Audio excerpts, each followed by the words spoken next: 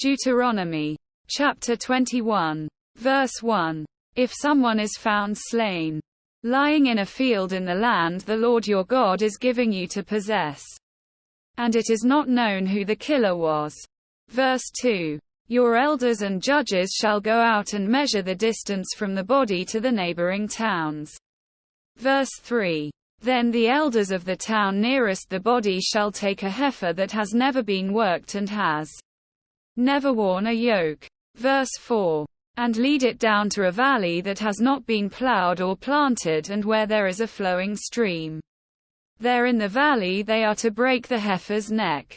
Verse 5. The Levitical priests shall step forward. For the Lord your God has chosen them to minister and to pronounce blessings in the name of the Lord and to decide all cases of dispute and assault. Verse 6. Then all the elders of the town nearest the body shall wash their hands over the heifer whose neck was broken in the valley. Verse 7. And they shall declare, our hands did not shed this blood, nor did our eyes see it done. Verse 8. Accept this atonement for your people Israel, whom you have redeemed, Lord, and do not hold your people guilty of the blood of an innocent person. Then the bloodshed will be atoned for. Verse 9. And you will have purged from yourselves the guilt of shedding innocent blood, since you have done what is right in the eyes of the Lord.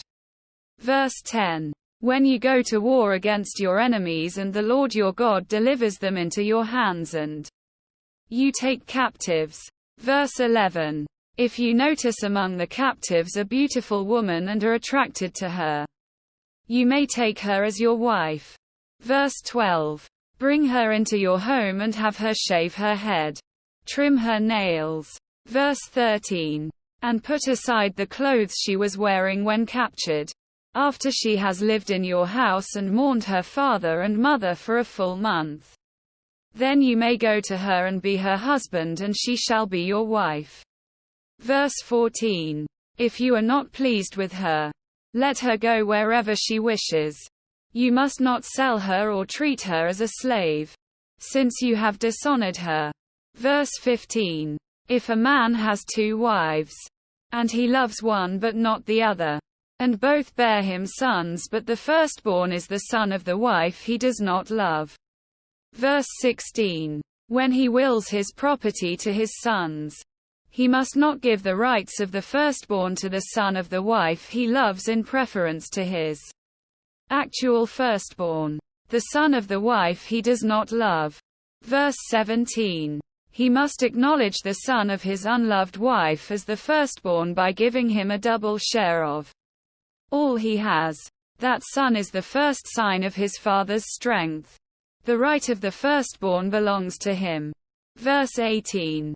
If someone has a stubborn and rebellious son who does not obey his father and mother and will not listen to them when they discipline him. Verse 19.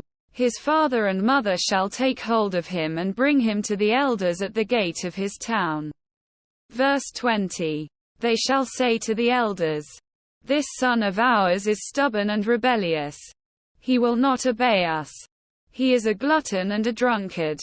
Verse 21. Then all the men of his town are to stone him to death. You must purge the evil from among you. All Israel will hear of it and be afraid. Verse 22.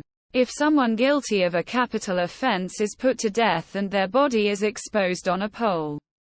Verse 23. You must not leave the body hanging on the pole overnight. Be sure to bury it that same day, because anyone who is hung on a pole is under God's curse. You must not desecrate the land the Lord your God is giving you as an inheritance.